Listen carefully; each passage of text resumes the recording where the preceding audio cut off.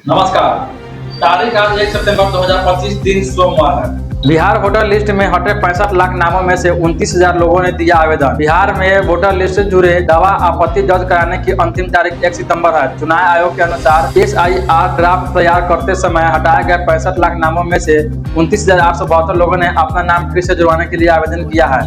वहीं 18 साल या उससे अधिक उम्र के 13.33 लाख नए मतदाताओं ने पंजीकरण कराया है। आयोग ने अब तक 29,872 दावे और 17,764 आपत्तियां प्राप्त की है, जिसमें से 33,771 आपत्तियां का निपटारा 7 दिनों में कर दिया जाएगा। राजनीतिक दलों ने 1.60 लाख लेवल एजेंट नियुक्त किए, जिन्होंने 103 आपत्तियां और 25 दावे दर्ज कराए हैं। घटना में जिला निर्वाचन पदाधिकारियों के निर्देश पर विशेष गहन पुनरीक्षण अभियान चलाया जा रहा है। BLO मतदान केंद्र पर प्रपत्र 6, 7 और 8 के माध्यम से दावे और आपत्तियां ले रहे हैं। मोतिहारी में बिजली गिरने से 6 लोग घायल, घरों का एल्वेस्टर और बिजली उपकरणों को भी नुकसान, घायलों का इलाज जारी। मोतिहारी में रविवार को हुई बारिश के दौरान बिजली गिरने से 6 लोग घायल हो गए हैं। यह घटना कोटवा थाना क्षेत्र के मत्सर गांव पंचायत के वार्ड नंबर 7 रोगल खास गांव में हुई। घायलों में रोशनी देवी उम्र 28 वर्ष, मनीषा कुमारी उम्र 25 वर्ष, अमरजीत दास उम्र 18 वर्ष, ऋषि कुमार उम्र 5 वर्ष और साजन कुमार उम्र 6 वर्ष शामिल है। तेज बारिश और मेघ गर्जन के दौरान ये सभी लोग वज्रपात की चपेट में आ गए। मोतिहारी के पिपरा कोठी थाना क्षेत्र में एक युवक की संदिग्ध मौत का मामला सामने आया है। मुफस्सिल थाना क्षेत्र के पतौरा गांव निवासी सुधीर राम की मौत को लेकर ससुराल और मायके के बीच आरोप प्रत्यारोप चल रहे हैं। पत्नी अनीता देवी के अनुसार सुधीर मिर्गी के मरीज थे। शनिवार की रात पति पत्नी के बीच विवाद हुआ। इसके बाद सुधीर बेचैन होकर घर में घूमने लगे।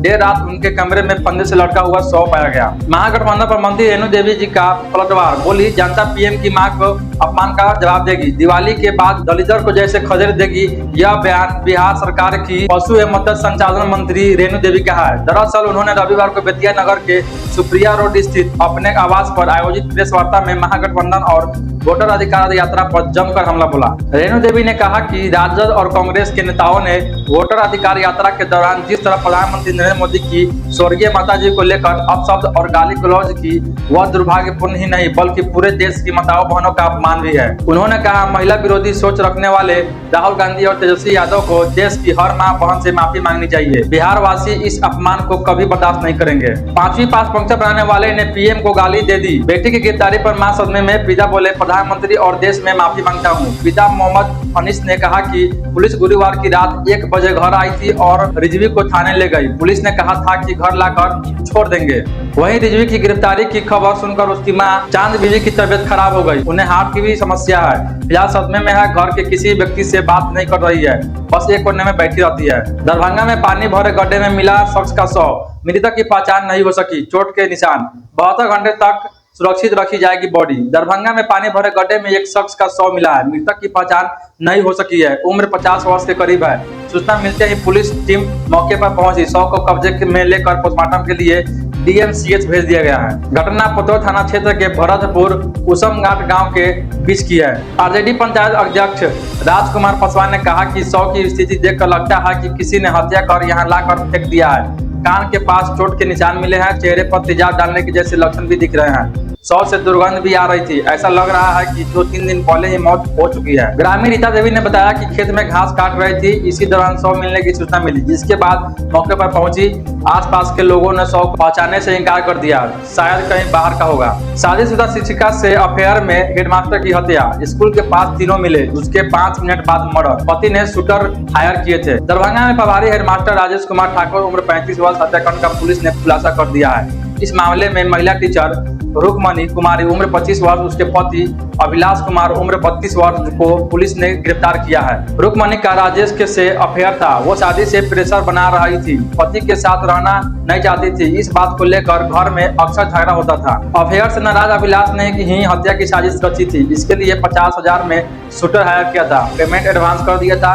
वारदात से कुछ देर पहले दोनों पति पत्नी स्कूल पहुंचे थे। हालांकि वहां तीनों के बीच क्या बात हुई यह स्पष्ट नहीं है। स्कूल से निकलने के 5 मिनट बाद ही टीचर पर हमला हुआ। दोनों की गिरफ्तारी बरवा बरौरी स्थित घर से हुई है। बिहार बोर्ड ने 10वीं परीक्षा मूल्यांकन के लिए शिक्षकों की मांगे सूची। बिहार के विद्यालय परीक्षा समिति ने 2026 की 10वीं परीक्षा के उत्तर पुस्तिकाओं के मूल्यांकन के लिए शिक्षिका की सूची तैयार करने की प्रक्रिया शुरू कर दी है। इसके तहत सभी जिला शिक्षा पदाधिकारियों को पत्र भेजकर स्कूलों में शिक्षा की डायरेक्टरी ऑनलाइन अपलोड करने के लिए निर्देश दिए गए हैं। पोर्टल सितंबर के तीसरे या चौथे सप्ताह में सक्रिय होगा, जिस पर प्राचार्य के शिक्षकों की जानकारी अपडेट करनी होगी।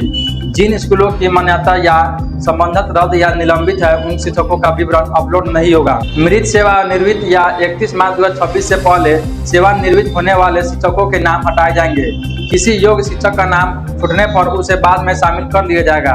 यह प्रक्रिया मूल्यांकन कार्य के लिए उपलब्ध और योग्य शिक्षकों की सटीक और अद्यतन सूची सुनिश्चित करेगी, जिससे परीक्षक और व सह-परीक्षक नियुक्ति में उपयोग किया जाएगा। केंद्रीय सड़क परिवहन मंत्रालय ने बिहार में 7 बाईपास को दी मंजूरी। बिहार में बढ़ते वाहनों के दबाव और ट्रैफिक जाम को कम करने के लिए केंद्रीय सरकार परिवहन मंत्रालय ने 7 नए बाईपास को मंजूरी दी है। कुल 74 किलोमीटर लंबाई वाले यह बाईपास मार्च 2026 तक निर्माण शुरू होने की संभावना रखते हैं और इनकी अनुमानित लागत 640 करोड़ है। डुमरा, अरवल, दाऊदनगर, औरंगाबाद, सिंहेश्वर, समस्तीपुर और वाल्मीकि टाइगर रिजर्व में बनने वाले यह बाईपास शहरों के अंदर वाहनों का बोझ कम करेंगे, माल ढुलाई, पर्यटन और स्थानीय अर्थव्यवस्था को बढ़ावा देंगे। डुमराव बाईपास NH 120 और NH 922 से जुड़ेगा। अरवल में 12.8 किलोमीटर का ग्रीनफील्ड बाईपास जाम खत्म करेगा। दाऊदनगर औरंगाबाद 22 किलोमीटर लंबा होगा। समस्तीपुर और सिंहेश्वर बाईपास शहरों के यातायात को सुगम बनाएंगे।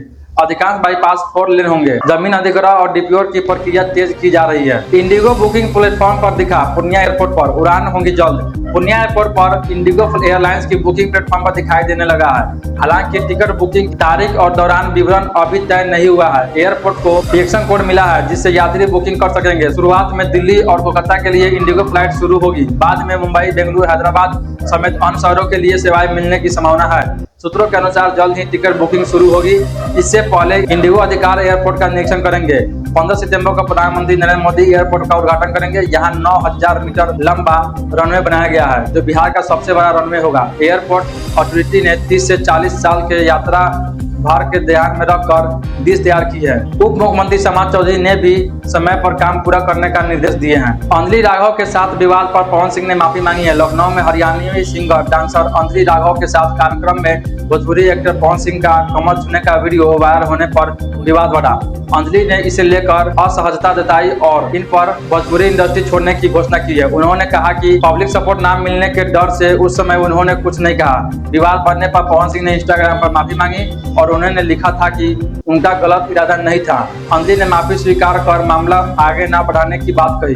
पवन सिंह ने एक्स पर हाथ जोड़कर और फोटो शेयर करते हुए दुख भी जताया। अंजलि ने हरियाणवी गानों से पहचान बनाई। बॉलीवुड फिल्म तेवर और धारावाहिक गहरी रिश्ता खट्टा मीठा में काम किया। माता पिता की मृत्यु के बाद उन्होंने मजबूरी में इंडस्ट्री ज्वाइन की और लोकप्रियता हासिल की। हाल ही में उनका पवन सिंह संग नया गाना सैया सेवा पर रिलीज हुआ। सारण के दरियापुर में आर्मी जवान छोटू शर्मा श्रीनगर में हुए शहीद। सारण जिले के दरियापुर थाना क्षेत्र के बेला शर्मा टोला निवासी आर्मी जवान छोटू शर्मा श्रीनगर में शहीद हो गए। उनके सिर में गोली लगने से मौत हुई। हालांकि सेना ने कारण स्पष्ट नहीं किया है। शनिवार देर शाम परिवार को सूचना दी गई और आज शाम तक पार्थिव शरीर गांव पहुंचने से की संभावना है। छोटू की शादी इसी साल 9 मई को हुई थी और 3 महीने बाद शहादत की खबर से परिवार गमहीन हो गया। शादी के तुरंत बाद उन्हें ड्यूटी पर लौटना पड़ा था। छोटू 2017 में सेना भर्ती हुए थे और सियासी में भी सेवाएं दे चुके हैं। पिता की मौत के बाद मां कामनी देवी ने उन्हें पाला था। छोटू 4 बहनों के इकलौते भाई थे और परिवार का आर्थिक सहारा बने हुए थे। उनकी शहादत पर पूरा गांव गर्व और शोक में है।